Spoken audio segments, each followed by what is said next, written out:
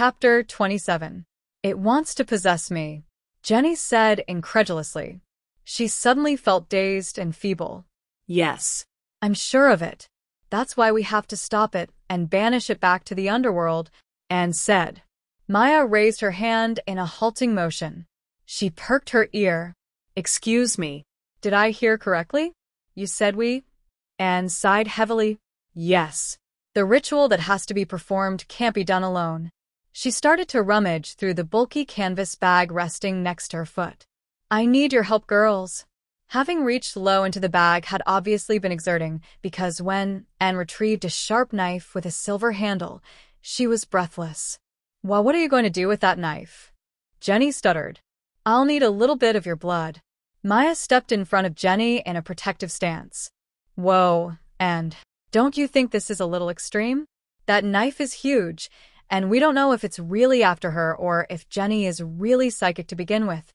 And looked deep into Jenny's eyes when she stated, I think you're the only one who can answer that. All your life, have you not been quick and sure in your reactions and decisions? As if you had a sixth sense of what the repercussions would be. Jenny remained silent as her life experiences scrolled through her mind's eye. After a moment, she nodded. Yes, I've always followed my gut and my instincts, and they've never let me down. And nodded, gesturing at Jenny while addressing Maya. Well, there you have the answer to that. She stood and grabbed her bag, dragging it to the kitchen table. We need to get started. We don't have much time. It'll come to the door soon. Or, if it's figured out another way to get inside here, it will do so any minute now. She began to empty the bag of its contents, which consisted of a weathered leather-bound book with gold trimming, 2 candles with what looked like runes engraved into them. There also was a copper pestle and mortar, as well as a red felt bag tied shut with a black lace ribbon. She motioned with a wave of her hand.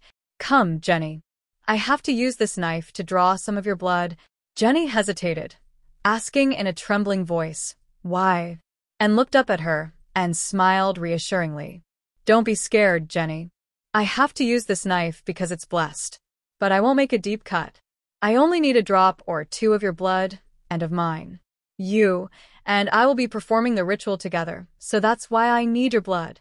She gently ran the knife's sharp edge against her own palm. Little droplets of blood pooled to the surface, which she then dripped into the mortar.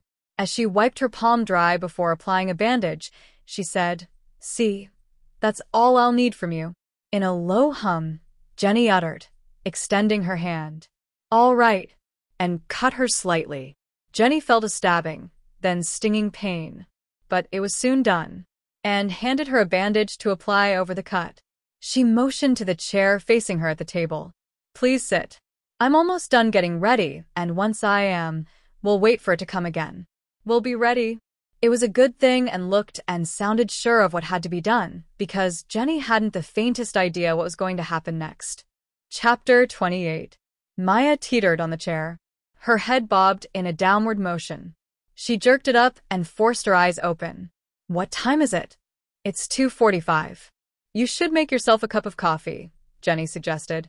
Yeah, I need the caffeine to stay awake. Do you guys want one too? Yes, thank you, Anne responded. Me too, thanks, Jenny added.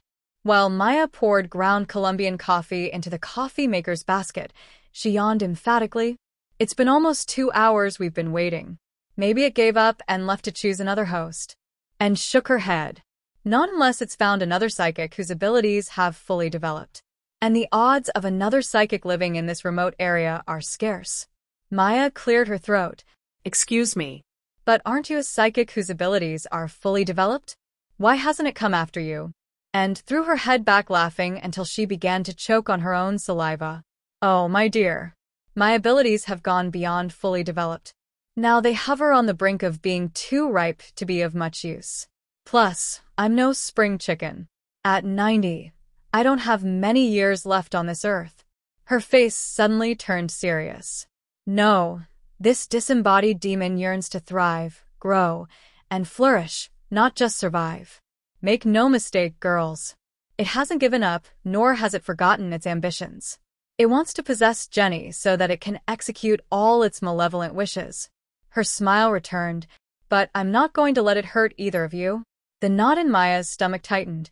And what if it's stronger than you? And lowered her gaze. Don't worry. I've got everything covered. Maya observed her closely while she waited for the coffee to percolate, and had suddenly gotten paler. Was this all too much for her, but she didn't want to admit it because she didn't want to scare them? Before Maya could probe further, the doorbell suddenly rang. The time for a reckoning had arrived. Chapter 29. Anne's weary heart palpitated in her chest. It was screaming for her to rest. She hoped a strong coffee with 3 spoons of sugar would invigorate her. She needed to be energized, awake and alert when the demon returned. The ritual would be tolling. She prayed that when the time came, she'd have enough strength to complete it. But unfortunately, her wish to re-energize instantly dissolved when the doorbell rang. She turned to Maya. Go to the door. I'll tell you exactly when to open it, she instructed while she opened the felt bag and poured the powder into the mortar filled with their blood. She ground and stirred the contents together. Okay, open the door, she instructed. But when she looked toward the door, Maya wasn't there. She glanced behind her. Maya was standing where she'd been frozen in fear. Maya, Jenny uttered. There was no response. Jenny started to get up. There was terror in her eyes as well, but also a look of determination. I'll go open it, and shot her hand out to block her. No, I need you here with me. We have to hold hands while I chant the words, and turned her head and shouted, Maya, open the door. She risked the demon hearing her voice and realizing this was a trap. But time was running out. The blood mixture was beginning to evaporate. Once it was gone, it would be too late. Thankfully, her shrilling voice was enough to break Maya's stupor. She bolted to the door and swung it open. She looked outside trying to catch sight of it, but she obviously couldn't see it. It slithered through the air past her into the house, heading toward Jenny. Quick, Jenny, grab my hands now, and guided her. But Jenny was too distracted. Her instincts were to run. Thanks to Anne's acute perception, she'd anticipated it before Jenny could escape. She grabbed her hands and held on tightly while she began to chant the ritual in the book. An unbearable pressure began to build in Anne's chest. She was gasping for air while she tried to read the words in the book. The words began to blur. Was she having a heart attack? This was too much for her. What a fool she'd been to think she was strong enough to perform the ritual. She should have simply told the girls to leave town. The demon wouldn't have had the strength to follow them. Instead, she just offered Jenny as a sacrifice to it. A voice began to speak then. It took her a moment to realize Jenny had taken over. She was chanting from the book. All Anne had to do now was keep holding Jenny's hands until the ritual chant was done and the demon was vanquished. She heard the demon scream, then saw its shadow shape writhe until a burst of heat shot toward her, then a puff of smoke. Jenny had done it. The demon had been sent back to hell. The girls were safe. Anne's purpose on this earth had finally been fulfilled. Now she could rest in peace. She closed her eyes and waited for Rupert to come and get her and help her cross over to the other side. Chapter 30. Jenny and Maya stared at and while she lay there with her eyes closed. It seemed like she wasn't breathing, but she was. She had an oxygen tube poking into her nose. She had an electronic probe stuck on her chest and arms monitoring her vitals. She was weak, but in stable condition. Jenny's eyes misted. This is all my fault. She had a heart attack, trying to save me. Maya rubbed her shoulder. Don't say that, Jenny. She was the only one who could stop the demon. She knew what she was doing. The doctors say her heart attack didn't damage her heart. She's going to be all right.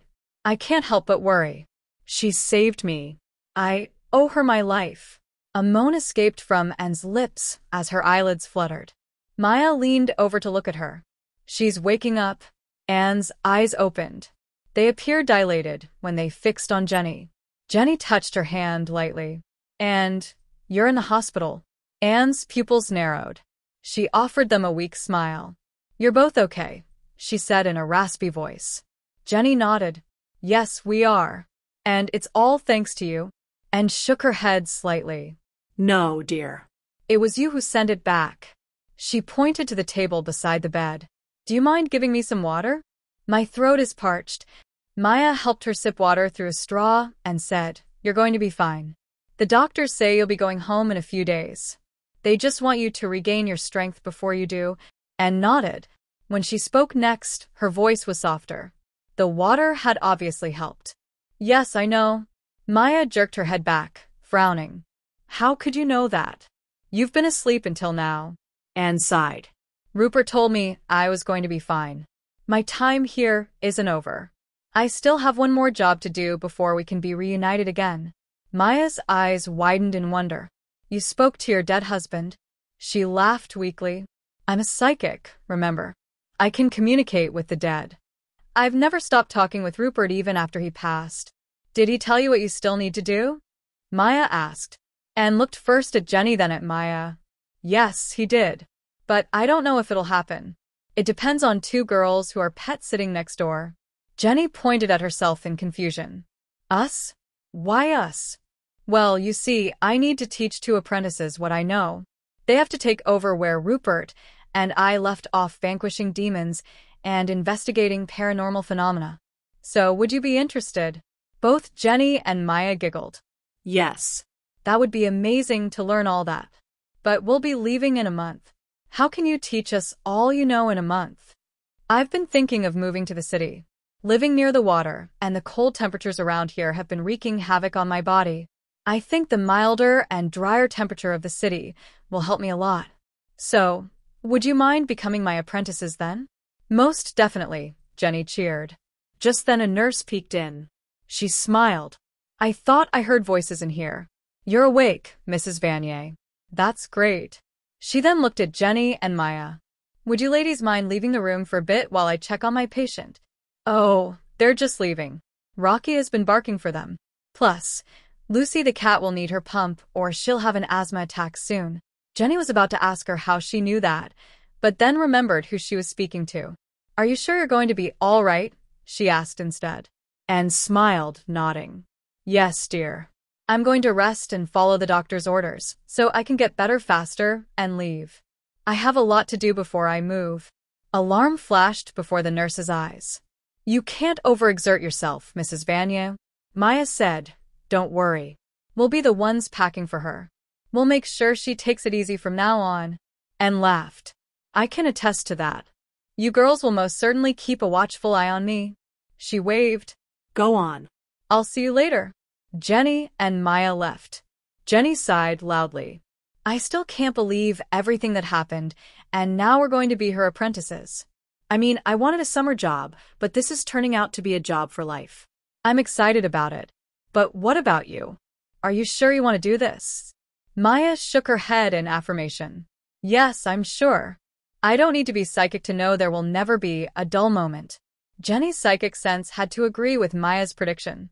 Their fantastical adventures had only just begun.